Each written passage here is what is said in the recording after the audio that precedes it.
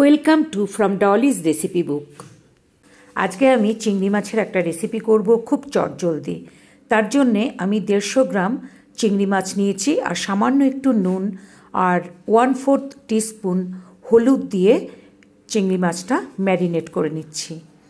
এই মাছটা খুব ঝটপট হয়ে যায়, কিন্তু খেতে খুব সুন্দর হয়। হাতে সময় না থাকলে এইভাবে চটজলদি একটা চিংড়ি মাছ বানিয়ে নেওয়া যায়। কড়াই গ্যাসে বসিয়ে গ্যাস জ্বালিয়ে দিলাম, আর এখন এখানে সর্ষের তেল দিয়ে দিচ্ছি। 1.5 টেবিল স্পুন সর্ষের তেল এখানে দিয়ে দিলাম। এবার তেলটা গরম হলে মাছ ছাড়বো, চিংড়ি মাছ। তবে আমি চিংড়ি মাছটা কিন্তু বেশি ভাজবো না, খুব অল্প ভাজবো। এই রেসিপিতে খুব বেশি কড়া করে মাছ ভাজে না, মানে চিংড়ি মাছ ভাজে না। মাছগুলো তেলে দিয়ে দিলাম। এবার মাছটা নেড়ে চেড়ে 2 মিনিট মতো নেড়ে চেড়ে ভেজে নেব। এমনি কিন্তু চিংড়ি মাছ বেশি ভাজলে বা বেশিক্ষণ ঝোলে ফোটালে সেটা শক্ত হয়ে যায়। তো সেই হিসাবে চিংড়ি মাছ অলওয়েজ একটু কম কুক করলেই ভালো হয়।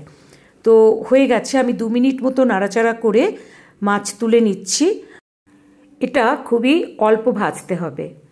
যদি আমার এই রান্নাটা ভালো লাগে তাহলে অনুরোধ রইল একটা লাইক করবেন, আর কেমন হলো সেটাও কমেন্টে জানাবার জন্যে অনুরোধ রইল।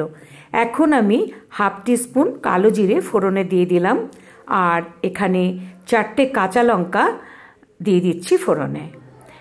এইবার এটা ফোড়নটা ভালো করে নাড়াচাড়া করে তারপরে এখানে আমি একটা মাঝারি সাইজের পেঁয়াজ কেটে রেখেছি, এরকম বড় করে, মোটামুটি খুব যে ফাইন করতে হবে তা নয়।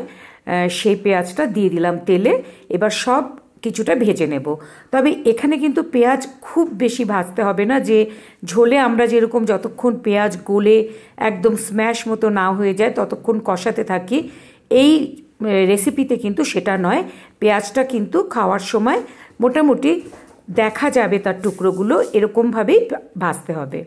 এখানে 1/4 টিস্পুন লবণ দিয়ে দিলাম। ম্যারিনেটের সময় আমি অল্প লবণ দিয়েছিলাম, আর এখানে যেহেতু অন্য কোনো সবজি পড়বে না তাই আমি অল্পই কিন্তু নুন ব্যবহার করব। আর এটা ভালো করে কষিয়ে নিলাম।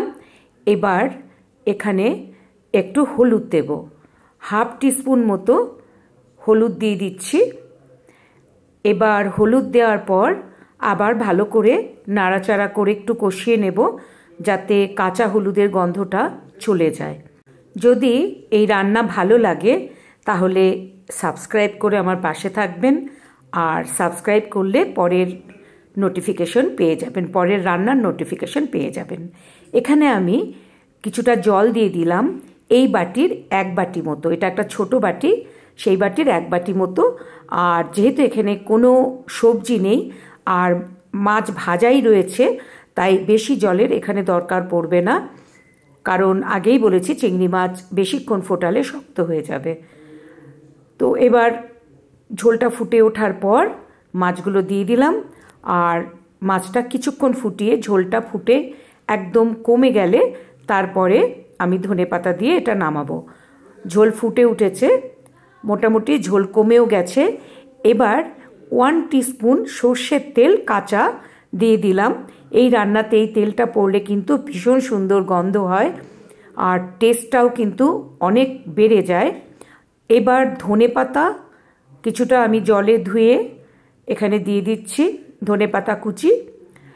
3-4টে মতো ছোট ছোট গাছ আছে, আমি কিছুটা দিয়ে দিলাম আর অল্প একটু রেখে দিলাম গার্নিশিংয়ের জন্যে।